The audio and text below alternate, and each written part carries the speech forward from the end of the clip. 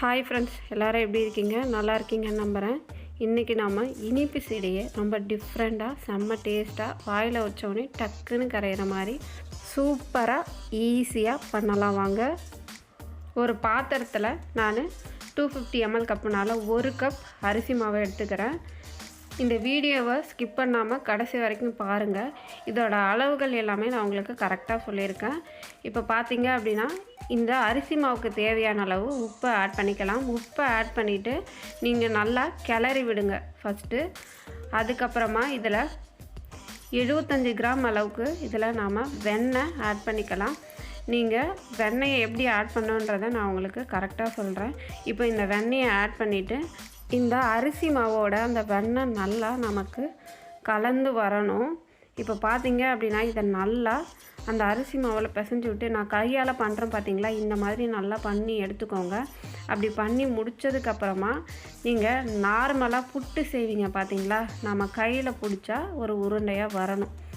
அப்போ தான் நமக்கு அந்த மாவு கரெக்டான பதத்தில் இருக்குதுன்னு அர்த்தம்.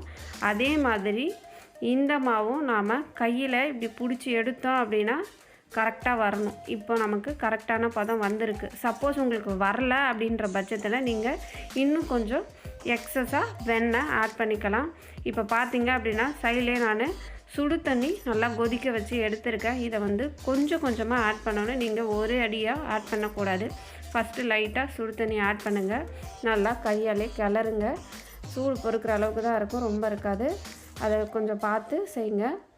அடுத்து கொஞ்சம் சுடு தண்ணி ஆட் பண்ணுங்கள். கையாலே கிளறுங்க. நீங்கள் ஜாஸ்தி விட்டுட்டிங்க அப்படின்னா நமக்கு ரொம்ப கஷ்டமாயிடும். அதனால் கொஞ்சம் கொஞ்சமாக நாம் சுடு தண்ணி விட்டு இதை நல்லா இந்த பதத்துக்கு மாவை நல்லா பிசைஞ்சு எடுத்துக்கோங்க. இப்போ பார்த்தீங்க அப்படின்னா இதை நல்லா உருண்டைகளாக பிடிச்சி எடுத்துக்கலாம். நாம் பிடிக்கிற உருண்டைகளோட சைஸ் கொஞ்சம் குட்டியாக இருக்கணும். அப்போ தான் நமக்கு அது நல்லா டேஸ்ட்டு சூப்பராக வரும். இப்போ பார்த்தீங்க அப்படின்னா இதே மாதிரி தான் நாம் எல்லா மாவையும் இந்த அளவுக்கு உருண்டைகளாக பிடிச்சி எடுத்துக்கலாம். அதே மாதிரி மாவு ரொம்ப அழுத்தி நீங்கள் பிசையக்கூடாது. உங்களுக்கு உருண்டை வெடிப்பாக வருது அப்படின்ற பட்சத்தில் நீங்கள் இன்னும் கொஞ்சம் நீங்கள் வெண்ணெயை ஆட் பண்ணிக்கலாம். அதே மாதிரி சுடு தண்ணி ஜாஸ்தி விட்டுட்டாலும் வெண்ணெய் நமக்கு ஃபுல்லாக வெளில வந்துடும். அதனால் நான் சொல்கிற எல்லா டிப்ஸையும் கரெக்டாக ஃபாலோ பண்ணிக்கோங்க. இப்போ பார்த்தீங்க அப்படின்னா எல்லா மாவையும் கரெக்டாக உருண்டைகளாக பிடிச்சி எடுத்தாச்சு. இப்போ பார்த்தீங்கன்னா எண்ணெயை நல்லா ஹீட் பண்ணிவிட்டு அதுக்கப்புறம் நான் லோ ஃப்ளேமில் தான் வச்சு வறுக்கிறோம். இது ஹை ஃப்ளேமில் வைக்கக்கூடாது. ஹை ஃப்ளேமில் நீங்கள் வச்சிங்க அப்படின்னா மேலே நல்லா கலர் வந்துடும், பட் உள்ளே நமக்கு வேகாது. இதை நல்லா எப்படி வேணால் கிளறி விடலாம். நமக்கு வெடிப்பே இல்லாமல் சூப்பராக வரும். இப்போ இதே மாதிரி நம்ம எல்லாத்தையும் அழகாக பொரித்து எடுத்துக்கலாம். இப்போ பார்த்திங்க அப்படின்னா அழகாக பொரித்து எடுத்துக்கிட்டாச்சு. இப்போ இதுக்கு ஒரு சிரப்பு நாம் ரெடி பண்ணணும். நாம் 1 கப் மாவுக்கு ஒரு 1/4 கப்புக்கு கொஞ்சம் அதிகமாக வெல்லம் எடுத்துக்கிட்டால் உங்களுக்கு கரெக்டாக இருக்கும். இதில் தண்ணியோட அளவு எப்படி இருக்குன்னா லைட்டாக நமக்கு அதை கரைச்சி எடுக்கணும். ஏன்னா இந்த வெல்லத்தில் கல் மண் இருக்கும் இல்லைங்களா, அதனால் லைட்டாக ஊற்றி அந்த வெல்லத்தை கரைச்சி எடுத்துக்கோங்க. நல்லா கரைஞ்சதுக்கப்புறமா இந்த வெல்லத்தை நீங்கள் அப்படியே வடிகட்டி எடுத்துக்கலாம். இப்போ பார்த்தீங்க அப்படின்னா வெல்லம் நமக்கு நல்லா கரைஞ்சி வந்துருச்சு.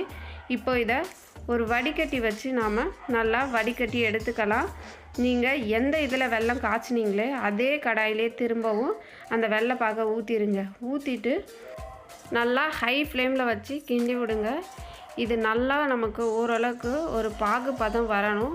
அதுக்கு முன்னாடி நாம் இதில் ஒரு 1/4 டீஸ்பூன் அளவுக்கு ஏலக்காய் தூள் ஆட் பண்ணிக்கலாம். அடுத்து இதில் ஒரு 1/2 டீஸ்பூன் அளவுக்கு நெய் விட்டுக்கலாம். அந்த டீஸ்பூனில் நெய் ஒட்டிகிட்டு இருக்குன்றதுனால அதையும் அப்படியே உள்ளே விட்டு எடுத்துக்கோங்க. அடுத்து இதில் ஒரு 2 டீஸ்பூன் அளவுக்கு வெள்ளை எள்ளு ஆட் பண்ணிக்கோங்க. வெள்ளை எள்ளு இல்லைன்ற பட்சத்தில் நீங்கள் கருப்பு எள்ளு கூட ஆட் பண்ணிக்கலாம். அப்படி எள்ளே இல்லைன்ற பட்சத்தில் நீங்கள் இதை ஸ்கிப் கூட பண்ணிடலாம். இப்போ பார்த்தீங்க அப்படின்னா இது நிறைய கம்பி பாகுபதம் நமக்கு வரணும். இப்போ நான் உங்களுக்கு கையில் பண்ணி காட்டுறேன் பாருங்கள், அதுதான் உங்களுக்கு கரெக்டான பதம். இந்த ஸ்டேஜில் நம்ம வறுத்து வச்சுருக்கிற இந்த சீடைகளை இது உள்ளே ஆட் பண்ணி நல்லா கிளறி எடுத்திங்கன்னா உங்களுக்கு சீடை ரெடி. இந்த வீடியோ பிடிச்சிருந்தா உங்கள் ஃப்ரெண்ட்ஸ் அண்ட் ஃபேமிலிக்கு ஷேர் பண்ணுங்கள், லைக் பண்ணுங்கள், கமெண்ட் பண்ணுங்கள். தேங்க்யூ.